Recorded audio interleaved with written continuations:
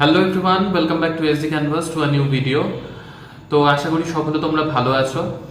আজকে কয়েকটা বিষয় নিয়ে আলোচনা করব, যে বিষয়গুলোর মধ্যে তোমরা অনেকেই জানো যে সাবজেক্ট কম্বিনেশন কতটা ইম্পর্টেন্ট। সাবজেক্ট কম্বিনেশনে কিছু যদি ভুল ত্রুটি থেকে যায় বা কিছু যদি ভুল ভ্রান্তি হয়ে যায়, সেই ক্ষেত্রে পরবর্তীতে অনেক সমস্যার সম্মুখীন হতে হবে। আমাকে অনেকে মাঝখানে জিজ্ঞাসাও করেছিল, দাদা বিহারে তো ডকুমেন্ট ভেরিফিকেশনে অত সেরকমভাবে ডকুমেন্ট চেক করা হয় না। কারো কাছ থেকে শুনেছিল যে যারা এইবার যাদের ডকুমেন্ট ভেরিফিকেশন হয়েছে, এরকম অনেকে আমাকে ফোনও করেছিল যে হয় না।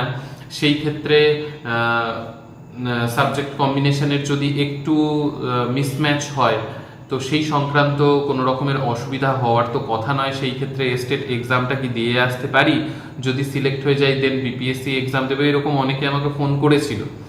তো সেইখানে আমি তখনই বলেছিলাম যে হ্যাঁ, স্টেট এক্সাম তোমরা ক্লিয়ার করতেই পারো, কিন্তু পরবর্তীতে এসে সেই যে তুমি বিপিএসসি এক্সাম দেবে স্টেট এক্সাম ক্লিয়ার করার পর, সেই ক্ষেত্রে অনেক রকম সমস্যা হতে পারে।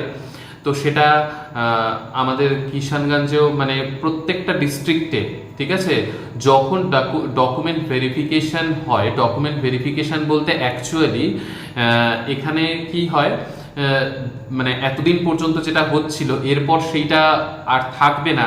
সেটারও কারণ কি সেটা আমি ডিটেলসে ভিডিওতে আজকে তোমাদের জানাচ্ছি।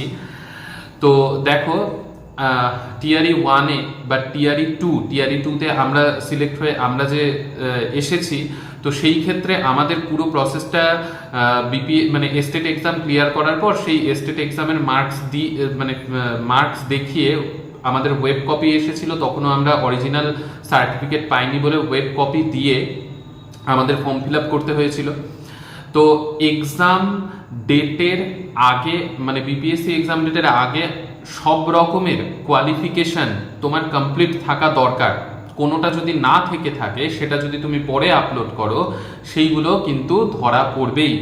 বা তোমার যদি সাবজেক্ট কম্বিনেশন মিসম্যাচ হয়, সেটা ডকুমেন্ট ভেরিফিকেশনের সময় এতদিন পর্যন্ত যেটা হচ্ছিল টিআরই ওয়ান বা টিআরই টুতে, আমরা ডকুমেন্ট ভেরিফিকেশন বলতে নর্মালি কি জানি, যে প্রত্যেকটা ডকুমেন্ট চেক করা হবে, মার্কস চেক করা হবে, 50% হচ্ছে কিনা সেটা চেক করা হবে। শুধুমাত্র এগুলোকে আমরা ডকুমেন্ট ভেরিফিকেশন হিসেবে মানে ভাবি যে এরকম ভাবে হওয়া উচিত। কিন্তু বিহারে এতদিন পর্যন্ত যেটা হচ্ছিল সেটা এবার চেঞ্জ হবে। তার কারণটাও বলছি, আগে শুনে নাও। ব্যাপার হচ্ছে, এতদিন যেই ডকুমেন্ট ভেরিফিকেশনটা হচ্ছিল বা আমাদেরও যেই ডকুমেন্ট ভেরিফিকেশনটা হয়েছে, সেই ক্ষেত্রে প্রত্যেকটা ডকুমেন্ট ক্যালকুলেট করা, যে প্রত্যেকটাতে যে আমি মার্কসগুলো ফর্ম ফিল আপের সময় বসিয়েছি, পার্সেন্টেজ বসিয়েছি, সেটা ঠিক আছে না কি ব্যাপার, সেই রকম চেক করার কোনো ব্যাপার ছিল না। শুধুমাত্র কি করা হতো, আমাদের ডকুমেন্ট ভেরিফিকেশনের সময়ও যেটা দেখেছিলাম, খুব তাড়াতাড়ি ডকুমেন্ট ভেরিফিকেশন হয়ে গিয়েছিল। কেন তাড়াতাড়ি? কারণ তাড়াতাড়ি হওয়ার তো কথা নয়। এইরকম চেক করা যদি হয় প্রত্যেকটা মার্কস, প্রত্যেকটা ডকুমেন্ট ঠিক আছে কিনা, কি করা হতো, শুধুমাত্র আমরা যে ডকুমেন্টটা আপলোড করেছি সেই আপলোড ডকুমেন্টের সাথে যেই ডকুমেন্টটা আমি দেখাচ্ছি, সাবমিট করছি অরিজিনাল, সেটা জাস্ট চেক করা হতো যে ওটার সাথে এটা ম্যাচ করছে কিনা। বাকি মার্কস কোনো কিছুই ডকুমেন্ট ভেরিফিকেশনের টাইম মানে দেখা হতো না।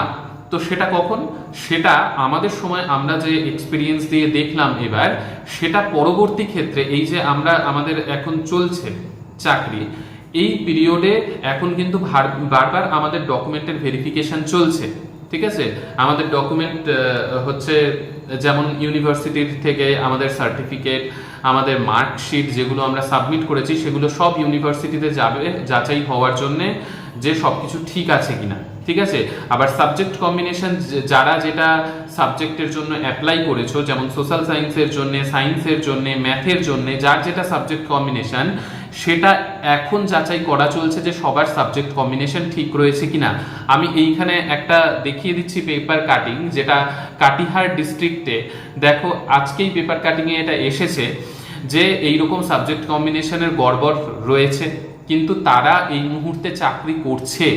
তো তাদের মানে এই মুহূর্তে যে চাকরি করছে তাদেরকে প্রথমে কি করা হয়, তাদের নামের লিস্ট বের করা হয়। এইখানে যেটা নিয়ম আমি দেখতে পাচ্ছি বিহারে, যে প্রথমে নামের লিস্ট বের করা হয় কাদের কাদের সমস্যা রয়েছে, সিটেটের মার্কস হোক, এস্টেটের মার্কস হোক, মানে যা কোয়ালিফাইং মার্কস তার থেকে কম আছে কিনা, বা তোমার যে সার্টিফিকেটগুলো তুমি সাবমিট করেছো সেটা এইচএস হোক, গ্র্যাজুয়েশন হোক, বিএড এর হোক, সেইগুলো এখন দেখা হচ্ছে প্রত্যেকটা ডিস্ট্রিক্টে যে সব ঠিক আছে কিনা। যদি কোনো রকমের মিসম্যাচ থাকছে তখনই নামের লিস্ট বের করে দেওয়া হচ্ছে। নামের লিস্ট বের করার পর কি হচ্ছে, তাদেরকে ডেকে পাঠানো হচ্ছে স্থাপনা বলে, এইখানে প্রত্যেকটা ডিস্ট্রিক্টে স্থাপনা থাকে একটা, সেইখানে সেই বিভাগে গিয়ে যোগাযোগ করতে হচ্ছে, মানে যাদের নামের লিস্ট বেরিয়েছে, যে তাদের যে সমস্যাটা দেখা দিয়েছে, যে যেই সার্টিফিকেট বা যেই মার্কশিটে প্রবলেম ওনারা খুঁজে পেয়েছেন, তাদেরকে প্রথমে ডাকা হবে, ডেকে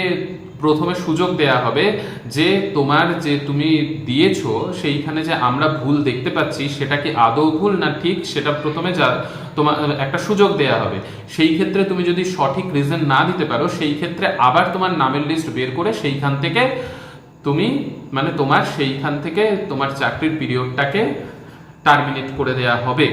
ঠিক আছে, তো এইটা আপাতত এখন বিহারে চলছে। তারপর আজকে হাইকোর্টের অর্ডার এসেছে যেটা কম্পিউটার টিচারের জন্যে। কম্পিউটার টিচারে কি হয়েছে, যে আমি যে একটু আগে বললাম, তোমার ফর্ম ফিল আপের আগে পর্যন্ত, মানে ফর্ম ফিল আপের দিন যে দিন তোমার, সেই ডেটের আগে পর্যন্ত তোমার সব রকমের কোয়ালিফিকেশন কমপ্লিট থাকা দরকার।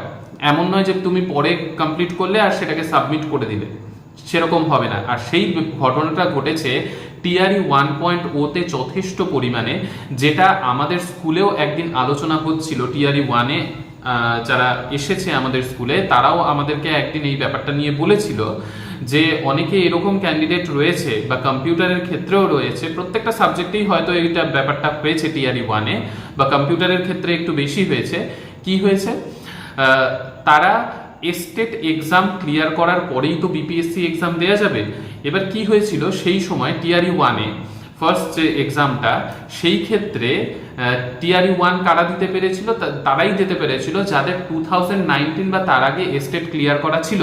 2023-তে আমরা যারা স্টেট দিয়েছি তারা টিআরই 1 দেওয়ার সুযোগ পায়নি। তার জন্য আদার স্টেটের কোনো ক্যান্ডিডেটই টিআরই 1-এ সুযোগ পায়নি। শুধুমাত্র উত্তরপ্রদেশ বা এই সব জায়গার কিছু ক্যান্ডিডেট, খুবই কম ক্যান্ডিডেট যারা 2019-এ স্টেট কমপ্লিট করেছিল, তারাই টিআরই 1 দিতে পেরেছে। এবার ঘটনাটা কি হয়েছে, আজকে হাইকোর্ট থেকে যে অর্ডারটা এসেছে সেখানে কি হয়েছে ব্যাপারটা, যে টিআরই 1-এ বিপিএসসির ফর্ম ফিল আপ করার সময় অনেকের এরকম ছিল যে শুধুমাত্র স্টেটের মার্কস দিয়ে দিয়েছে, স্টেটের হচ্ছে আসল যে মার্কশিট বা সার্টিফিকেট সেটা কোনো রকমের অন্য কিছুর মার্কশিট আপলোড করে দিয়েছে, আর সেটাকে হেজি করে আপলোড করে দিয়েছে। হয়েছে এরকম ঘটনা হওয়ার পর তারপর আবার কি হয়েছে, এক্সাম হয়ে গিয়েছিল। তো এক্সাম হয়ে যাওয়ার পর অক্টোবরে, কারণ জয়েনিং এর আগে রেজাল্ট বেরিয়ে গিয়েছিল টিআরই 1-এর অক্টোবর নাগাদ, তো সেই সময় যাদের যাদের ডকুমেন্টে মার্কশিট হোক, সার্টিফিকেট হোক, এগুলোতে যাদের হেজি ছিল ডকুমেন্ট, তাদেরকে আবার রি আপলোড করার সুযোগ দেয়া হয়েছিল। সেই ক্ষেত্রে অনেকে কি একটা বুদ্ধি কাটিয়েছিল, যার জন্য তারা এখন ফাঁসলো। বুদ্ধি খাটিয়েছিল 2023-এর স্টেট দিয়ে, সেটার সার্টিফিকেট প্রথমে যেহেতু হেজি আপলোড করে দিয়েছিল যে কোনো একটা সার্টিফিকেটকে স্টেটের জায়গায়, সেইটার জায়গাতে অক্টোবর মাসে জয়নিং এর আগে যখন আবার রি আপলোড হয় 2023-এর স্টেটের সার্টিফিকেট আপলোড করে দেয়। তো সেই ক্ষেত্রে তারা স্টেট কোয়ালিফাই দেখানো হচ্ছে, কিন্তু তাদের এক্সাম তো হয়ে গেছে আগে, আর স্টেটের সার্টিফিকেট দেখানো হচ্ছে 2023-এর, আর 2023-এর স্টেটের রেজাল্ট বেরিয়েছিল 3rd of অক্টোবর, যেটা আমাদের রেজাল্ট, যেটা দিয়ে আমরা টিআরই 2 দিতে পেরেছিলাম, সেটা তো টিআরই 1-এর জন্য অ্যাপ্লিকেবল নয়। এবার এইরকম ভাবে যারা টিআরই 1-এ সিলেক্ট হয়ে গেছে, আর অনেক ক্যান্ডিডেট যারা সিলেক্ট হতে পারেনি টিআরই 1-এ, তারা এই ব্যাপারটা নিয়ে হাইকোর্টে কেস করেছিল। তো সেই হাইকোর্টের কেসের আজকে রায় এসেছে, যেইখানে হাইকোর্ট বলেছে 4 সপ্তাহের মধ্যে হলফনামা জমা দিতে। তো এই ব্যাপারটা এখন উঠে এসেছে। তো এই ক্ষেত্রে যাদের যাদের এই রকম ঘটনা যারা যারা ঘটিয়েছিল, আমাদের স্কুলেও এটা নিয়ে আলোচনা মাঝখানে একবার হয়েছিল যে অনেকে এরকমভাবে ঢুকে গিয়েছে, তাদের তো কোনো সমস্যা হলো না, কিন্তু ওই যে মানে ভুল পথে যাওয়ার সমস্যা তো একটা আসবেই।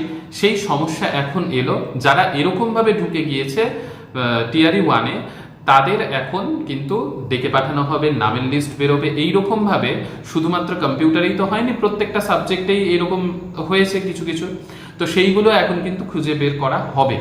তো এটার এফেক্ট হবে কি, ডকুমেন্ট ভেরিফিকেশনটা করা হবে, আর সেটা হওয়াও দরকার, কারণ ডকুমেন্ট ভেরিফিকেশনে যার যা ত্রুটি সেইখান থেকেই যদি বাদ হয়ে যায় সেই ক্ষেত্রে মনের ওপর বা লাইফের ওপর এফেক্ট পড়ে না, কিন্তু চাকরি করতে করতে তারপর যদি এই রকম ভুল ত্রুটি পাওয়া যায়, আর তারপর যদি এই এত সাধনার যে চাকরি, তো সেইটাকে বাঁচান মানে সেইটা একটা কত বড় মনের ওপর এফেক্ট ফেলবে যে চাকরি করার পর যদি কিছু ভুল ত্রুটি পাওয়া যায়। সেই ক্ষেত্রে ডকুমেন্ট ভেরিফিকেশনটা অবশ্যই বিহারে খুব কড়া হওয়া উচিত, কারণ সেইখানেই কারো যদি ত্রুটি থাকে ডকুমেন্ট ভেরিফিকেশনের সময় যাতে সেটা ধরা পড়ে যায়, পরবর্তীতে যাতে এই সমস্যার সম্মুখীন না হতে হয়। কারণ এই সমস্যাটা চাকরি করতে করতে এই সমস্যাটা সত্যি অনেক বড় সমস্যা। সে অনেকে ভুল করে হলেও এসেছে, কিন্তু তাদের লাইফের ওপর এফেক্ট পড়বে, তাদের পরিবারের ওপর এফেক্ট পড়বে। তো সেই ক্ষেত্রে যথেষ্ট কড়া এরপর থেকে ডকুমেন্ট ভেরিফিকেশন হবে যারা টিআরই 4-এ আসবে। তো সেই ক্ষেত্রে একটা পজিটিভ দিক তো অবশ্যই, যে কারো ক্ষেত্রে কোনো সমস্যা থাকবে না। এবার ব্যাপার হচ্ছে, এইটা তো আজকের একটা ম্যাটার, যেই জন্যে আমি বারবারই বলি যে সাবজেক্ট কম্বিনেশন ম্যাচ করা, 50%-এর ব্যাপারটা ঠিকঠাক হচ্ছে কিনা, এগুলো তোমরা প্রথমে ভালোভাবে ক্লিয়ার হয়ে তবেই ফর্ম ফিল আপ করবে, কারণ পরবর্তীতে গিয়ে ডকুমেন্ট চেক হবে।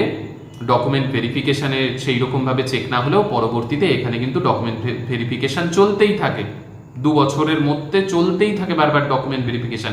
ইভেন আমি এটাও শুনছি যারা 17 বছর ধরে চাকরি করছে তাদের ডকুমেন্ট ভেরিফিকেশন এখনো পর্যন্ত চলছে। যারা সাকসামথা 2 এক্সাম দিয়ে কাউন্সিলিং এখন নতুন করে করছে তাদেরও আবার ডকুমেন্ট ভেরিফিকেশন নতুন করে চলছে। অর্থাৎ পশ্চিমবঙ্গের মতো ব্যাপার নয় যে একবার ডকুমেন্ট ভেরিফিকেশন হয়ে গেল তারপর আর ডকুমেন্ট ভেরিফিকেশন হবে না, বা এইরকম কিছু নয়। ডকুমেন্ট ভেরিফিকেশন বিহারে কিন্তু চলতেই থাকে, ঠিক আছে? তো এটা একটা ব্যাপার যেটা আজকে তোমাদের এই ভিডিওতে শেয়ার করলাম। তাই খুব সাবধান হয়ে ঠিকঠাকভাবে অবশ্যই ফর্ম ফিল আপ করবে, আর আশা করি সবার ভালোই হবে। তো ঠিক আছে, ভালো লাগলে অবশ্যই লাইক, শেয়ার, সাবস্ক্রাইব করো, আর আমার সাথে যোগাযোগের জন্য ডেসক্রিপশনে সব রকমের লিঙ্ক দেওয়া থাকলো। তো নেক্সট ভিডিওতে আবার দেখা হচ্ছে। Good bye, take care.